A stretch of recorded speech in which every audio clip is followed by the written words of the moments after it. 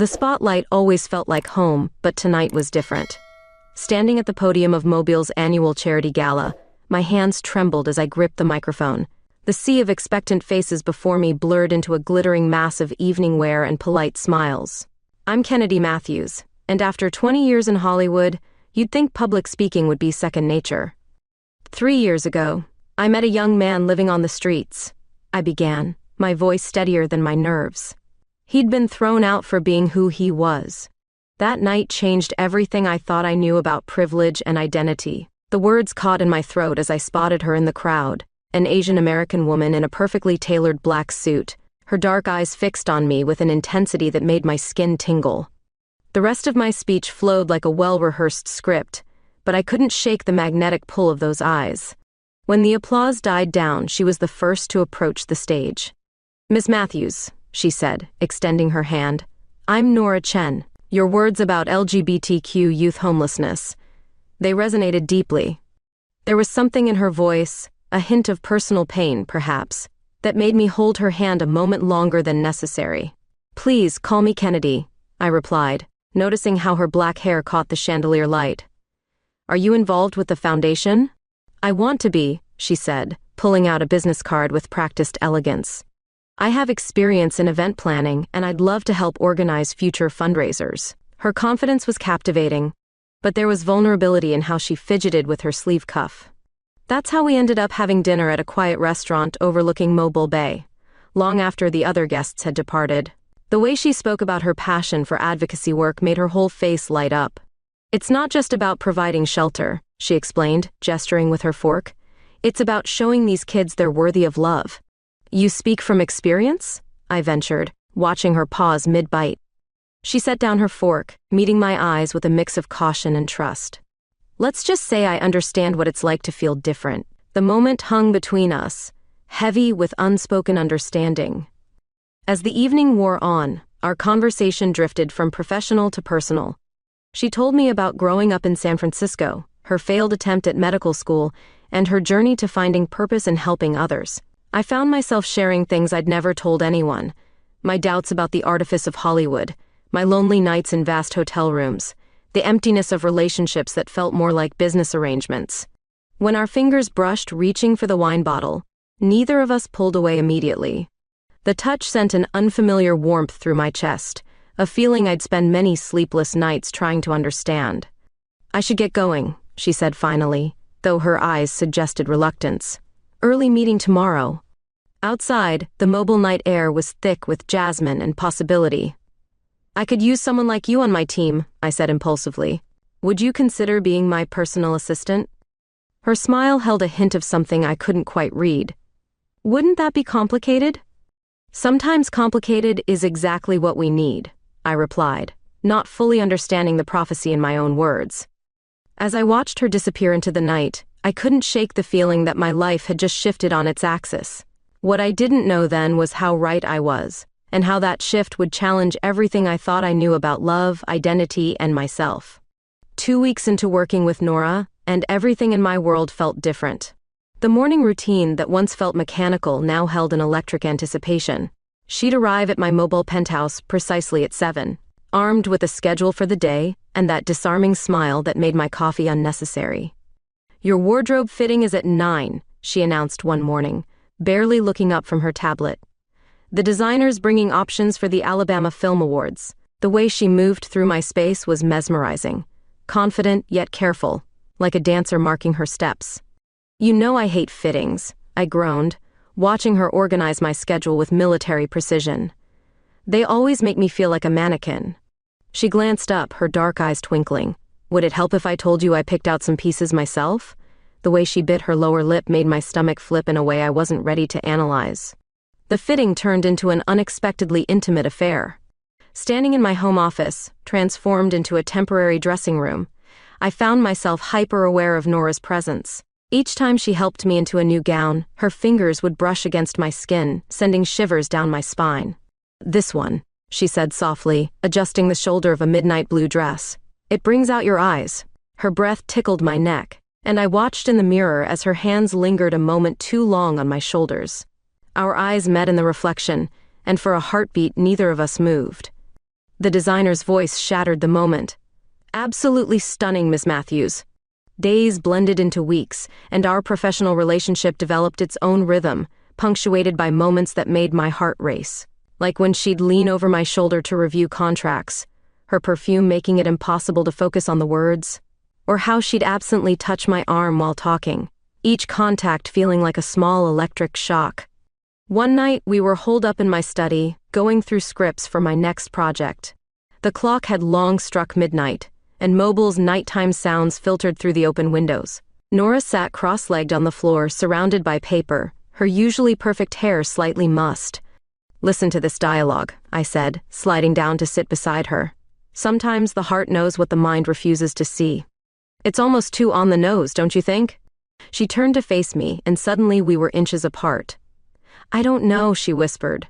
"Sometimes the obvious truth is the hardest to accept." The air between us felt charged, heavy with unspoken words. I found myself leaning forward, drawn by some invisible force. Her eyes flickered to my lips, and I could feel her breath on my face. The script pages rustled as they fell from my hands. The sharp ring of my phone made us both jump. My agent's name flashed on the screen, shattering whatever spell had been woven in that moment.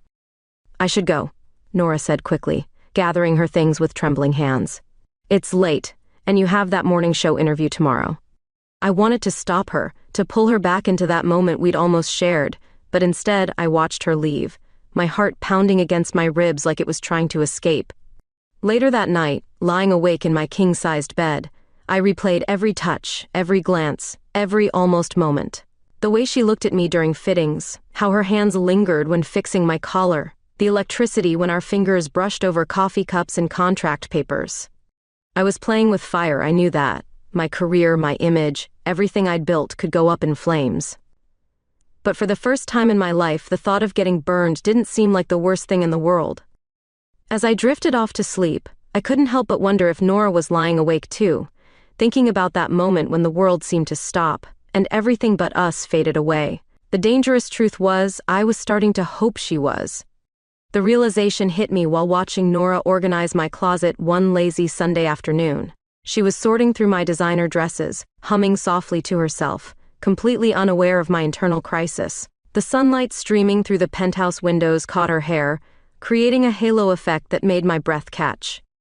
"These Valentino pieces should be grouped together," she muttered, more to herself than me. I wasn't really listening.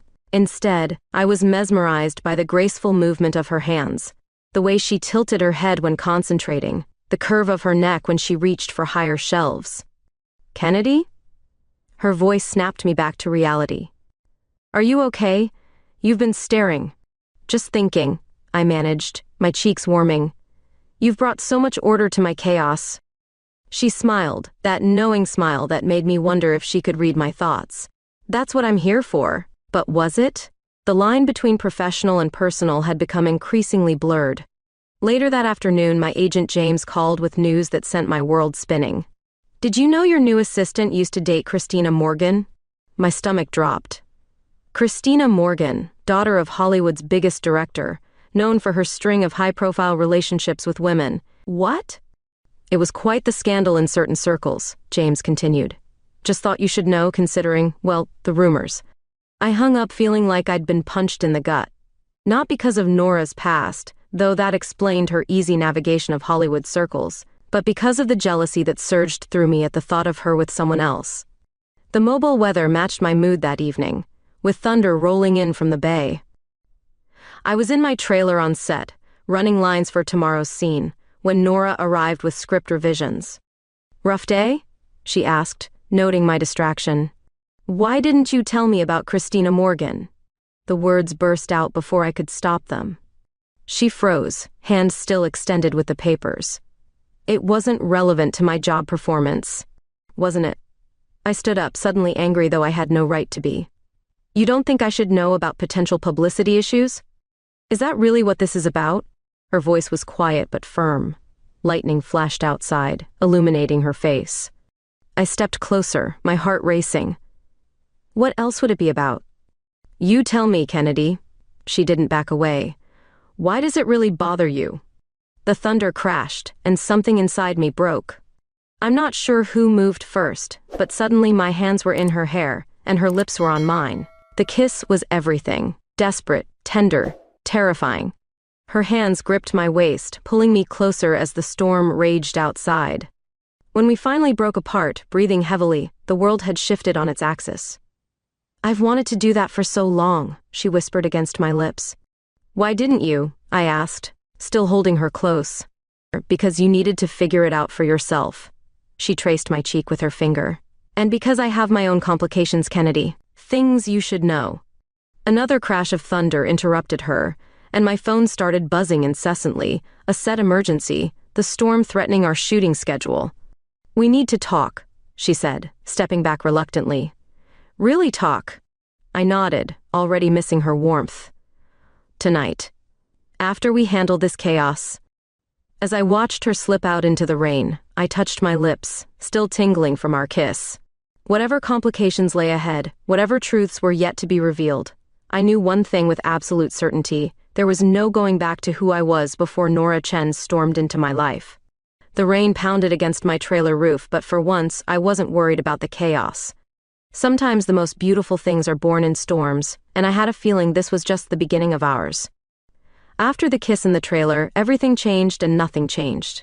We still maintained our professional routine, but now there were stolen moments. Fingertips brushing while passing coffee, lingering glances during meetings, and private smiles that held unspoken promises. The private beach near Mobile was our escape. Early morning walks became our ritual, away from prying eyes and the constant pressure of Hollywood expectations. That's where it all unraveled, both the carefully maintained facade and our hearts. "Look, paparazzi at 2 o'clock, Nora whispered one morning, squeezing my hand. I started to pull away, but she held firm. Maybe it's time to stop hiding." Before I could respond, the distinctive click of cameras echoed across the sand. My first instinct was panic, but looking at our intertwined fingers, I felt strangely calm. "Let them look," I said, surprising myself. Later that evening, as we sat in my penthouse watching the sunset paint Mobile's skyline, Nora grew unusually quiet. "Those photos will be everywhere by morning," she said, her voice trembling slightly. "There's something you need to know before this goes any further." I turned to face her, noting the tension in her shoulders. "You can tell me anything." She took a deep breath, her hands clasped tightly in her lap. "Remember when I said I had complications?" She paused, closing her eyes briefly. "I was born different, intersex. I've spent my whole life navigating between worlds, never quite fitting into any box society wanted to put me in." The words hung in the air between us. I reached for her hand, but she pulled back slightly. "I understand if this changes things," she continued, her voice barely above a whisper. "My last relationship ended because she couldn't handle the complexity. Christina. She said she loved me, but couldn't deal with the public scrutiny if anyone found out." "Nora, look at me," I said, gently turning her face toward mine. "You're not a complexity to be handled. You're a person to be loved." The kiss that followed was different from our first, slower, deeper, filled with understanding and acceptance. When she pulled back, there were tears in her eyes. "I've never," she started. "Neither have I admitted, wiping away her tears. "But I want to figure it out with you." That night, as the moon cast silver shadows across my bedroom, we explored each other with tender curiosity. Our first time together was a dance of discovery, gentle and profound, leaving us both breathless and changed. Morning found us tangled in sheets, the first light of dawn painting patterns on our skin. My phone buzzed incessantly, no doubt James trying to manage the beach photos, but I couldn't bring myself to care. Watching Nora sleep, her face peaceful and vulnerable, I knew I'd fight whatever battles lay ahead. "Stop thinking so loud," she murmured, not opening her eyes. "The world can wait." "The world's already talking," I said, showing her the headlines now flooding my phone. Hollywood star Kennedy Matthews in secret beach rendezvous with female assistant. She propped herself up on one elbow, her hair beautifully mussed. "Are you ready for this? Once we step outside, everything changes." I traced the line of her jaw with my finger. "Everything already has. The question is, are you ready? Because if those photos get attention, people might start digging into your past, your privacy." "I'm tired of hiding," she said firmly. "I'm tired of letting fear of judgment dictate my happiness. But this isn't just about me, your career, your family. I silenced her with a kiss. My career will survive, and my family. Well, they'll have to learn to understand. You're worth it. The buzz of my phone grew more insistent. The world was waiting, demanding explanations and statements. But for that moment, in the quiet of my bedroom with Mobile's morning light streaming through the windows, we were in our own universe where nothing existed except us, and this new, beautiful truth we'd discovered together. Whatever comes next, I whispered against her hair, we face it together.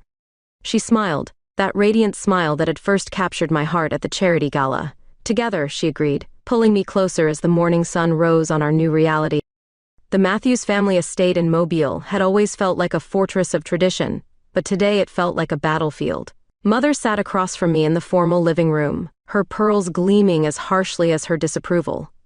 "This is career suicide, Kennedy," she said, her southern accent thickening with stress. "Have you completely lost your mind?" I watched condensation drip down my untouched glass of sweet tea.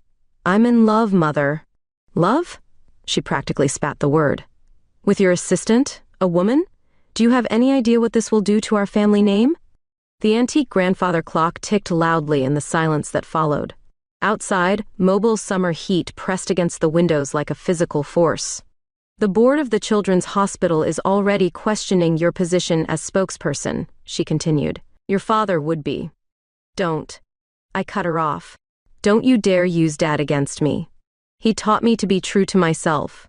Being true to yourself doesn't mean destroying everything we've built." She stood, pacing the Persian rug. "I've already had 3 calls from the country club board members." My phone buzzed, a message from James, my agent. "Studio execs want to meet, urgent." Another buzz. Daily Mail running story on Nora's past relationships. The pressure was mounting from all sides. Back at my penthouse, James paced like a caged animal. "They're threatening to recast your role in the franchise," he said, loosening his tie. "But we can fix this. Issue a statement saying the photos were misinterpreted. Maybe announce a fake relationship with that new action star." "No." My voice was firm. "I won't deny who I am anymore." "Think about what you're risking," he pleaded. 20 years of building your brand." "My brand?" I laughed bitterly. "My brand is suffocating me?" Later that night, I found Nora packing her things in the guest room she'd been using since the media circus began. "What are you doing?" "Making things easier for you," she said, not meeting my eyes. "I've already drafted my resignation letter." "Don't you dare." I grabbed the shirt she was folding. "Don't make decisions for me." "Kennedy, look at what this is costing you." Her voice cracked. "Your mother, your career, your reputation. None of that matters without you." I took her hands in mine. "Do you know what I realized today? All these years I've been playing roles, the perfect daughter, the Hollywood star, the straight leading lady. For the first time in my life, I'm being real." She finally looked at me, her eyes shining with tears. "I can't be the reason you lose everything. You're the reason I'm finding myself." I pulled her close, breathing in her familiar scent. "Let them recast me. Let them gossip. I'll do independent films, theater, commercials for dog food if I have to. But I won't go back to pretending." A notification pinged on my phone. Another tabloid headline about us. Nora tensed in my arms, but I just held her tighter. "Your mother will never accept this," she whispered against my shoulder. "She'll have to learn." I kissed her forehead. "Or she'll miss out on knowing how happy her daughter finally is." Outside, paparazzi cameras flashed through the penthouse windows. The world was watching, waiting for us to break under the pressure. But standing there, holding each other in the growing darkness, we were stronger than any force trying to tear us apart. "Stay," I whispered. "Stay and fight this with me." She pulled back slightly, studying my face. "Are you sure? Once we do this, there's no going back." "I've never been more sure of anything." I brushed away a tear from her cheek. "Besides, I hear there's a great market for lesbian actresses in pet food commercials." She laughed despite herself, the sound breaking through the tension like sunshine after rain. "Well, I do love dogs." Tomorrow would bring more battles, more headlines, more disapproval, more pressure to conform. But tonight, in our own private world high above Mobile's glittering lights, we had each other. And somehow, that made everything else feel manageable. "I love you," I said, the words feeling both new and familiar on my tongue. Her answer was a kiss that tasted of tears and promise, of endings and beginnings, of fear and incredible courage. The press conference room at Mobile's Grand Hotel buzzed with anticipation. Cameras clicked like hungry insects, and reporters leaned forward in their seats, predatory gleams in their eyes. James stood in the corner, shaking his head slowly. This wasn't part of his damage control plan. "I've been in the entertainment industry for 20 years, I began, my hands steady on the podium. I've played countless roles, won awards for pretending to be other people. But today, I'm here as myself, just Kennedy Matthews, a woman in love." The room erupted in questions, but I held up my hand. "Yes, the rumors are true. I'm in a relationship with Nora Chen. No, it's not a publicity stunt. No, I'm not having a midlife crisis. I'm simply, finally, being honest." From the back of the room, I caught Nora's eye. She stood quietly, her presence giving me strength. But then I noticed someone else, a tall, elegant woman with sharp features and designer clothes. Christina Morgan. My heart stumbled. After the conference, Christina cornered Nora in the hotel lobby. I hung back, watching their interaction from behind a large potted palm. "Still making waves, I see," Christina's voice carried. "Though you've moved up from director's daughter to actual movie star. What do you want, Christina?" Nora's voice was tight. "To warn you, the spotlight burns, darling. Remember how it ended with us? Your unique situation isn't meant for public consumption." I stepped forward then, unable to stay hidden. "Actually, her unique situation is perfect exactly as it is." Christina's perfectly sculpted eyebrows rose. "Kennedy Matthews, defending your assistant's honor? How romantic." "Partner," I corrected. "I'm defending my partner." After Christina sashayed away, Nora turned to me with worried eyes. "She'll talk to the press. She knows everything about me." "Let her talk." I took her hand. "We have nothing to hide." That night, in the privacy of our bedroom, Nora was unusually quiet. "Christina's right about one thing," she finally said. "The spotlight does burn. Then we'll burn together." I pulled her closer, our bodies fitting perfectly. The ensuing moments of passion were both tender and fierce, an affirmation of our commitment to each other. Later, wrapped in sheets and moonlight, Nora traced patterns on my skin. "I never told you why Christina and I really ended." "You don't have to." "I want to." She propped herself up on one elbow. "She wanted to keep me as her secret, said she loved me but couldn't risk her father's connections. When I refused to stay hidden, she spread rumors about me in certain Hollywood circles." I kissed her shoulder. "Is that why you were hesitant with me at first?" "Partly. But mostly because I could tell you were special, worth waiting for." My phone buzzed, another message from James about damage control. I ignored it, focusing instead on the woman in my arms, the way the city lights played across her skin. "What are you thinking?" she asked. "I'm thinking about that charity gala where we met. How you stood out in that sea of fake smiles and air kisses. How real you were. Still are." She smiled, but it faltered slightly. "The road ahead won't be easy. Nothing worth having ever is." I pulled her closer. "Besides, I've spent 20 years making other people's stories come to life. It's time to live my own." Outside, Mobile's night air carried the scent of jasmine through our open window. Tomorrow would bring new challenges, new battles to fight. But tonight, in this moment, we had created our own sanctuary, where nothing existed except our love, and the quiet understanding that some things are worth any price. "We should get some sleep," Nora murmured. "Early meeting tomorrow." I laughed softly. "Still my efficient assistant even now?" "Always taking care of you," she replied, kissing me softly. "Someone has to."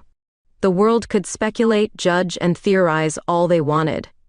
Here, in the darkness of our room, we had found our truth, and no amount of spotlight could burn that away. The lights of the television studio felt different this time, less harsh, more like sunshine.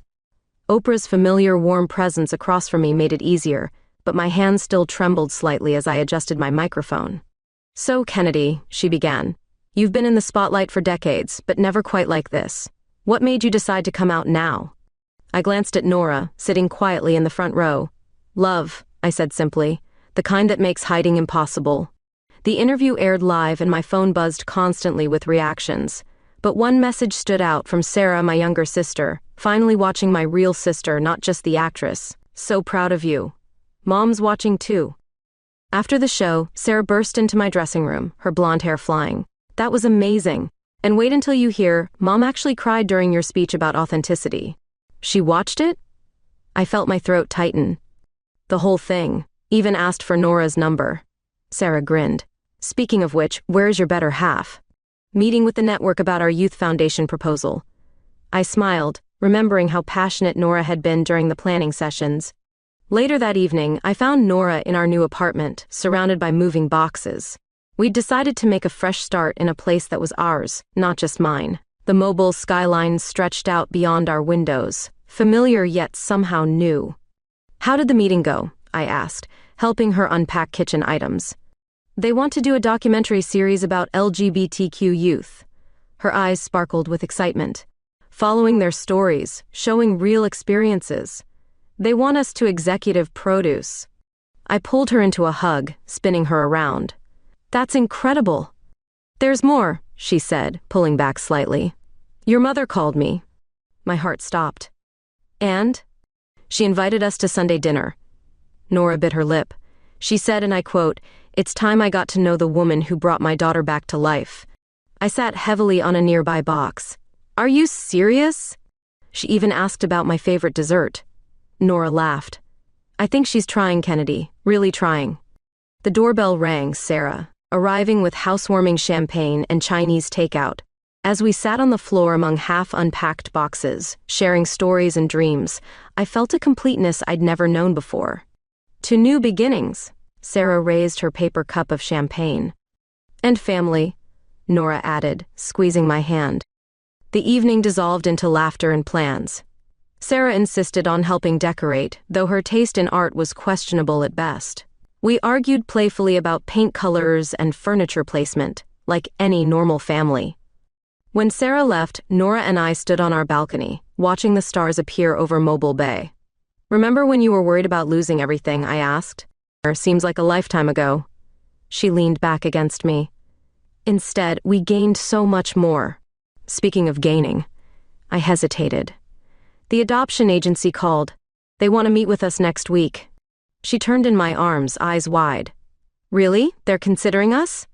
They said our foundation work impressed them, and the media attention actually helped, showing stable, committed same-sex couples raising families. Tears sparkled in her eyes. A family of our own? We already have one. I kissed her softly. We're just making it bigger. Inside, our phones pinged with messages, Sarah sending paint samples, Mom asking about dinner preferences, James forwarding scripts for LGBTQ positive roles. Our new life, buzzing with possibilities. I never thought I could have this, Nora whispered. A career I love, a family that accepts me, a partner who loves every part of you, I finished. Even the parts society told you to hide. The night air carried the scent of possibility, of future Sunday dinners and family holidays, of a home filled with love and acceptance. Our boxes might still be unpacked, but we were already home. We should finish unpacking, Nora said practically, though she made no move to leave the balcony. Tomorrow, I replied, pulling her closer. Tonight, let's just be here, together. Above us, the stars winked like promises, and below, Mobile hummed with life, our life, finally lived in full color, without filters or fears. 1 year after our first charity gala, we stood on the same stage where it all began. The LGBTQ Youth Foundation's inaugural event had sold out, filling Mobile's grand ballroom with a different kind of energy, one of hope and change. When I stood here a year ago, I began looking out at the sea of faces. I was playing a role. Today I'm standing here as myself, with the love of my life beside me. I turned to Nora, who squeezed my hand. And together, we're not just telling stories anymore, we're changing them. The Foundation's first success stories sat in the front row, teenagers who'd found homes, support, and acceptance through our programs. Their presence meant more than any award I'd ever received. After the speeches, during the dinner portion, my mother approached our table. She'd become a regular at Sunday dinners, but seeing her at an LGBTQ event still felt surreal. The Thompson girl, she said, nodding toward one of our success stories. Her parents are old friends of mine. They're talking about reconciling, thanks to your counseling program. Nora smiled. Sometimes people just need time and understanding. Yes, Mother replied, looking meaningfully at us both. They certainly do. James cornered me by the dessert table, practically bouncing with excitement. The streaming series about the Foundation is testing through the roof. They want to double the episode order. That's wonderful, I said, watching Nora across the room as she chatted with a group of donors. But I've been thinking about that movie offer. The indie film? The budget's tiny, Kennedy. But the story's important. A middle-aged woman discovering her truth? That's my story, our story. The night wound down, but the real celebration waited at home. Nora had news she'd been bursting to share all evening. The adoption agency called, she said the moment we stepped into our apartment. We've been approved. They have a 16-year-old girl. She's intersex, like me. They think we'd be perfect for her. I pulled her close, our tears mingling. When do we meet her? Next week. Her name's Maya. Nora's voice trembled. She wants to be an actress. We stood on our balcony later, watching the lights of Mobile twinkle like earthbound stars. The summer air was heavy with jasmine and possibility. What are you thinking about? Nora asked, wrapping her arms around me from behind. Everything, nothing. I turned to face her. The Foundation, the movie, Maya. Sometimes it feels like a dream. If it is, I don't want to wake up. She kissed me softly. Though I never dreamed we'd be here, making actual change in the world. Speaking of change, I pulled an envelope from my pocket. The realtor found a house, 4 bedrooms, huge backyard, close to the best schools. 4 bedrooms? She raised an eyebrow. Well, Maya might want siblings someday. I grinned. And your mother mentioned wanting to visit more often. Our mothers, she corrected, taking the envelope. They're planning Thanksgiving together, remember? Below us, Mobile hummed with nightlife. Somewhere in the city, teenagers like Maya were finding hope in our stories. Somewhere, parents were learning to understand. Somewhere, love was winning over fear. We should get some sleep, Nora said finally. Big weeks ahead. But we lingered on the balcony, holding each other, watching the stars. The future stretched before us like an unwritten script, full of possibilities, challenges, and love. So much love. Ready for our next chapter? I asked. Nora smiled, that same smile that had captured my heart at the gala. With you? Always. The night wrapped around us like a promise, and somewhere in the distance, tomorrow waited with open arms. Our story wasn't ending, it was just beginning, again and again, each day bringing new scenes to write, new lives to touch, new love to discover. And that's the thing about real love stories. They never truly end. They just keep unfolding, page after page, heart after heart, forever.